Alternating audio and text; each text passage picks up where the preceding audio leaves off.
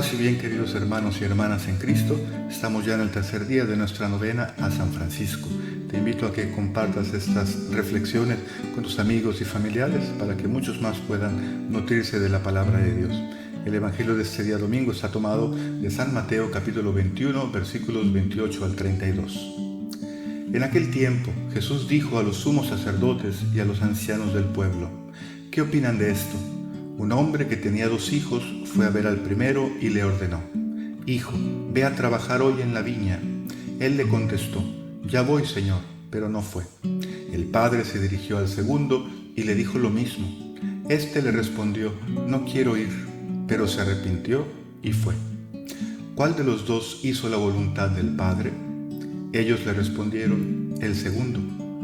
Entonces Jesús les dijo: «Yo les aseguro que los publicanos y las prostitutas se les han adelantado en el camino del reino de Dios, porque vino a ustedes Juan, predicó el camino de la justicia y no le creyeron.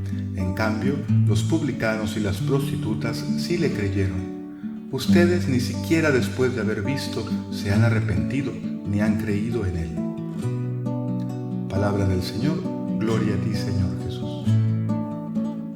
En este evangelio vemos a Jesús que como que reclama, como que cuestiona profundamente el comportamiento que están teniendo los israelitas con respecto a él y con respecto también a los signos que Dios les está mandando. Habla en la segunda parte de este evangelio del rechazo de Juan el Bautista. En la primera parte les pone pues este ejemplo de un hombre que tiene 2 hijos, un padre que tiene 2 hijos, y cuando en las enseñanzas de los maestros rabínicas mencionaban la figura de un padre, rápidamente se sabía que este personaje representaba realmente al Padre, a Dios, que ha engendrado un pueblo, y este pueblo son ellos, que son considerados hijos de este Dios a través de la alianza, a través de su compromiso de cuidar de ellos, de protegerlos, de ser su Dios. Entonces esos personajes están bien identificados, y además el pueblo de Israel sabía que ellos eran el único hijo de Dios, el único pueblo que Dios ha engendrado. Entonces ya capta la atención rápidamente esta enseñanza de Jesús cuando les dice que este padre tenía 2 hijos. Los intriga, ¿verdad? ¿Quién es este otro hijo? Y es más, la misma parábola no va a hablar solo de estos 2 hijos, sino de 3. El tercero, que no lo menciona explícitamente, pero que nos hace intuirlo, ¿verdad? Es él el mismo, el tercer hijo. Entonces, con esta narración, Jesús interpela a sus interlocutores de aquel tiempo, pero también se está dirigiendo a nosotros, el nuevo pueblo de Dios, que lo hemos aceptado, para ponernos en guardia de los comportamientos que nos pueden estar mostrando que no somos completamente fieles. Todos nosotros en nuestra vida de cristianos hemos tenido, sea el primero o el segundo comportamiento de estos 2 hijos. El primero que dice: «Ya voy, Señor», y al final no va. Muchas veces cuando hemos nacido en una familia católica, cuando se nos ha hablado siempre de Dios, llega el momento en que se nos invita a continuar con esta fe entregando nuestra propia vida, y a lo mejor sin profundizar en lo que significa la llamada de Dios, a lo que Él realmente me está llamando, a la conversión, a entregar la vida, a estar al servicio de los demás, a hacerme el último. No lo comprendemos, sino que simplemente actuamos por inercia y decimos sí. Cuando a veces llega ese momento de iluminación, de luz, y nos damos cuenta: Dios me pide toda la vida, ese sí que dimos en un primer momento, a veces lo retractamos, a veces se convierte en un no, o al menos nos convertimos en tibios, en esos católicos que son católicos de nombre, que creen haber comprendido muchas cosas, pero al final, como no quieren seguir hasta sus últimas consecuencias a Dios y no quieren ser fieles a la vocación que Dios los está llamando, entonces se quedan también fuera de este rey, de esta pertenencia a los elegidos de Dios, aunque sea un bautizado, aunque sea un católico. O también hemos tenido el comportamiento de este segundo hijo, que también, al no haber entendido el mensaje del Padre, lo que le está pidiendo, dice en un primer momento que no.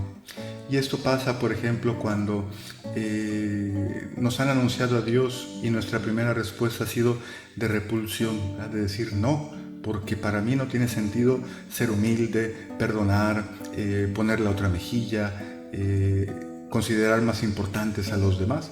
Pero una vez que nos dejamos interpelar por la palabra de Dios y una vez que comenzamos a escuchar un poco más profundamente su mensaje, comenzamos con la gracia de Dios y con el don de la fe a descubrir la belleza de este llamado que Dios nos ha hecho, a seguirlo a Él, a serle fieles y a ser verdaderos cristianos, a hacer nuestra esa palabra. Entonces ese no que habíamos dado a través de toda la obra del Espíritu de Dios en nosotros se convierte en un sí. En ese sentido, los orígenes de la vocación, de la respuesta de San Francisco de Asís al plan de Dios no están muy claros. En una de ellas se nos presenta la vida de San Francisco desde sus inicios como una vida perfecta, como si fuese ya santo desde su nacimiento. En otras biografías se nos presenta al contrario un Francisco que tiene una profunda experiencia de conversión. Es decir, estas biografías resaltan la obra de la gracia de Dios de diferentes maneras. La primera, que desde el inicio ha trabajado en la vida de un santo y que por eso, por esta ayuda, por esta cercanía de Dios, lo ha acompañado durante toda su vida y ha llegado a ser el personaje importante que hoy conocemos. En el otro también se exalta la gracia de Dios, pero ahora a una manera de contraluz, es decir, haciendo resaltar el pecado en el que vivía el personaje, en este caso San Francisco, y después la gran obra que la gracia de Dios obrará en su vida. En todo caso, lo que importa de la vida de San Francisco y de su ejemplo que nos ha dejado a cada uno de nosotros es que aprendamos como él a dejarnos moldear. Ninguno de nosotros nace siendo santo. Debemos dar esa oportunidad a la gracia, a la palabra de Dios en nuestra vida, y una vez que la acogemos, debemos continuar perseverando y crecer en la fidelidad. Si ya tenemos esa certeza que la fe nos da, que Dios es bueno, que Dios nos acompaña, que su gracia nos transforma, Dios nos sigue invitando a confiar, porque su obra no se detiene. La gracia de Dios ciertamente es más grande que todos nuestros pecados, pero como decimos, Dios no nos salva sin nuestro consentimiento.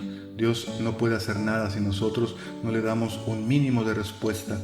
Dejemos que así como San Francisco ha permitido a la gracia de Dios actuar en él y en su vida, a lo largo de toda su vida y a lo largo de todas sus luchas, permitámoselo también nosotros a la gracia de Dios para que pueda actuar cada vez con más libertad, para que descubramos la belleza de obedecer a Dios, de seguir sus mandatos, de ser los últimos, de ser menores como San Francisco lo fue en toda su vida, y podamos también descubrir la dulzura que se encuentra cuando uno dona la vida en favor de los demás y cuando uno la pone en las manos de Dios. Dios te bendiga, pase bien y nos vemos mañana.